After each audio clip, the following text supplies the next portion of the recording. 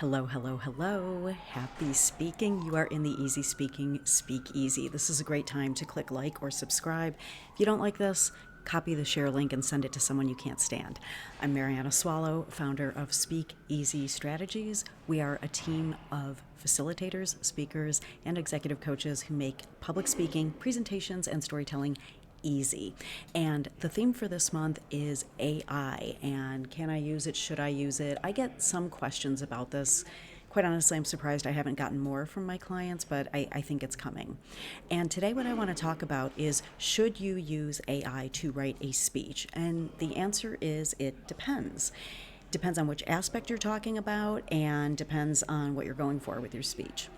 Now, I do not think an entire speech should be written by AI. I'm sure some have. There are plenty of AI deepfakes out there that give speeches. But when we're talking about in a business context, there are some aspects where it's okay to use it, other times where I would say absolutely not. So let's go ahead and take a look. I'm going to share my screen with you because I first Googled using AI to write a speech. And actually, I say I Googled, I actually DuckDuckGo. I don't use Google. So let me show you what I found in my search results. And when you search for this on DuckDuckGo, obviously, and I think you all know this, that the first thing you're going to get are a bunch of ads. I'm actually going to try some of these out. I'm a little leery about trying things out, even with a free trial, because especially if they're free, they're taking your data. I'm a bit paranoid about that. My IT guy will certainly tell you that. So what you get here first are some ads, and I want to be really mindful that if you are going to go with one of these services to help you write, or a writing assistant, try it out first and be judicious, and always give it a second look over after you use it. And I would even say, if it's something like a speech or a document, have someone else look at it, have another human look at it for typos, inaccuracies, anything that could affect how you're perceived or affect how it reflects on you. So all these ads, blah, blah, blah, Claude 4.6, that I didn't know, I need to upgrade to that. Yeah, I use it sometimes. And we've got this nice little AI generated answer here pulling from these websites. And then we've got some suggestions here of blogs, etc., and other things you can pay for and buy. Okay, so I want to show you one more thing. And I think this, ironically, I got a pretty accurate answer from AI. So I'm going to stop that share. Okay, and let me go over to a different tab I have open.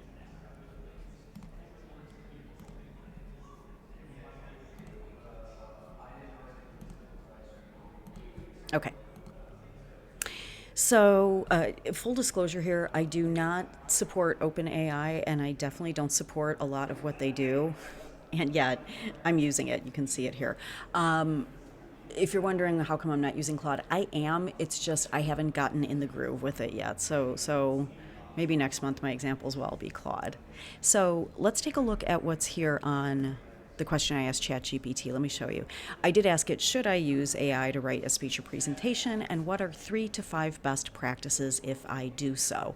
And I hate to say it, but I kind of agree with this answer. I do think AI is great for helping you clarify ideas. Personally, when I want to take tone out of it or look at something dispassionately, I like asking it to take a look at what I've said.